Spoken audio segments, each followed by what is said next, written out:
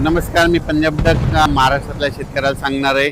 महाराष्ट्रामध्ये आणखीन किती दिवस उन्हाची तीव्रता आहे, तर महाराष्ट्रातल्या सर्व शेतकऱ्याला सांगू इच्छितो की आणखीन 2 दिवस म्हणजे 29 आणि 30 तारखेपर्यंत चांगलं 42 अंशापर्यंत उन्हाळा राहणार आहे म्हणून अंदाज लक्षात आहे. पण त्यानंतर महाराष्ट्रातल्या शेतकऱ्याला सांगू इच्छितो की महाराष्ट्रामध्ये मात्र 31 मे पासून ते 5 जूनच्या दरम्यान दररोज वेगवेगळ्या भागात पूर्व विदर्भ, पश्चिम विदर्भ, दक्षिण महाराष्ट्र, उत्तर महाराष्ट्र, कोकणपट्टी, खानदेश सगळीकडे विखुरलेल्या स्वरूपाचा पाऊस सुरू होणार आहे म्हणून अंदाज लक्षात येतात. काही काही ठिकाणी जोराचा पाऊस पडणार आहे. त्या पावसामध्ये गारपिटीचं देखील प्रमाण असणार आहे म्हणून हे देखील अंदाज लक्षात येतात. आणि महाराष्ट्रातल्या सर्व शेतकऱ्याला सांगू इच्छितो की एक सर्वप्रथम आनंदाची बातमी, महाराष्ट्रामध्ये 7 जून पासून ते 12-13 जूनपर्यंत महाराष्ट्रामध्ये चांगला मान्सूनचा पाऊस येणार आहे म्हणून हा अंदाज लक्षात येतात. पण पहिली वेळ अशी आहे की या मान्सूनच्या पावसामध्ये वाऱ्याचं प्रमाण जास्त आहे. या मान्सूनच्या पावसामध्ये गारपीट होत नसते, पण या मान्सूनच्या पावसामध्ये मोसमी पावसामध्ये गारपीट देखील होणार आहे म्हणून हे देखील अंदाज महाराष्ट्रातल्या शेतकऱ्यांनी लक्षात येतात. म्हणजे सांगायचं झालं तर 7 तारखेपासून तर 13-14 जूनपर्यंत महाराष्ट्रामध्ये दररोज वेगवेगळ्या भागात मान्सून सक्रिय होणार आहे आणि महाराष्ट्रातल्या सर्व शेतकऱ्यांची पेरणी होणार आहे म्हणून हे अंदाज देखील लक्षात येतात. पण या मोसमी पावसामध्ये सगळ्यात महत्त्वाचं एक आहे की या मोसमी पावसामध्ये की या गारपीट कधी नसते, पण या मोसमी पावसामध्ये गारपीट पाहायला भेटणार आहे म्हणून हा अंदाज देखील सर्व शेतकऱ्यांनी लक्षात येतात. आज मी अयोध्या या ठिकाणी देखील पहाटे पाऊस झाला आणि महाराष्ट्राकडे मात्र 31 मे पासून ते 5 जूनच्या महाराष्ट्रामध्ये दररोज वेगवेगळ्या भागात विखुरलेल्या स्वरूपाचा पाऊस पडणार आहे. म्हणून शेतकऱ्यांना शेतीची मशागतीचे कामे करण्यासाठी चांगलं योग्य ठरणार आहे म्हणून हे देखील लक्षात येतं.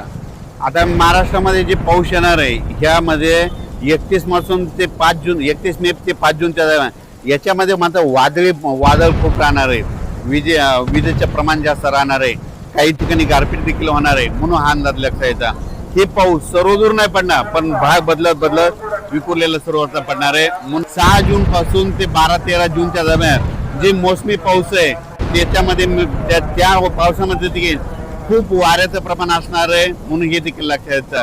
तर तुम्हाला एक सांगतो, हे जे मोसमी पाऊस आहे ते काय होणार आहे, हळूहळू थोडा पुढं सरकत संपूर्ण महाराष्ट्र काय होईल 13-14 जूनपर्यंत संपूर्ण महाराष्ट्रात दाखल होणार आहे. पण त्यानंतर काय होणार आहे, शेतकऱ्याची पेरणी मात्र 2-3 टप्प्यात होईल. जे गडबड करतील त्यांची ईदभर ज्यांच्याकडे ओल जाईल त्यांची पेरणी काय होईल 10-12 जूनला पेरणी लागल. काही जणांची 15 ते 20च्या दरम्यान पेरणी लागल आणि त्याच्यामधून काही जर उरले तर 25 जून ते 30 जूनच्या दरम्यान त्यांची पेरणी लागल. आणि त्याच्यामधून जर काही उरले तर 10 जुलै ते 15 जुलैमध्ये एक पाऊस पडणार आहे, त्यामध्ये त्या शेतकऱ्याची पेरणी होणार आहे. पण महाराष्ट्रामध्ये मात्र मान्सून येण्यासाठी खूप पोषक वातावरण आहे. फक्त 2 दिवस 29 आणि 30 2 दिवसात उष्णतेची तीव्र लाट राहणार आहे. 31 मे पासून राज्यातलं वातावरणात बदल होईल.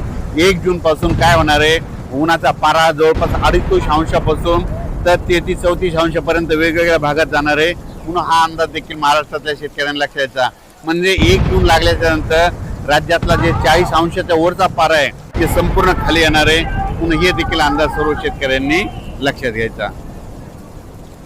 आपल्या महाराष्ट्राच्या बाजूला तेलंगणा, कर्नाटक आणि आंध्र प्रदेश या राज्यातले सर्व शेतकऱ्याला सांगू इच्छितो की तुमच्याकडं महाराष्ट्राच्या अगोदर तुमच्याकडे मान्सूनचा पाऊस दाखल होणार आहे म्हणून हे देखील लक्षात येतं. त्याच्यानंतर मध्य प्रदेशच्या शेतकऱ्याला सांगू इच्छितो की आता 29, 30 आणि 31च्या दरम्यान मध्य प्रदेश, उत्तर प्रदेश म्हणजे उत्तर प्रदेशमध्ये अयोध्या आहे या ठिकाणी देखील काय होणार आहे, आणखीन 2-3 दिवस पूर्व मोसमी जोरदार पाऊस पासून बरसणार आहे म्हणून हे उत्तर प्रदेश शेतकऱ्यांनी देखील अंदाज लक्षात येतात.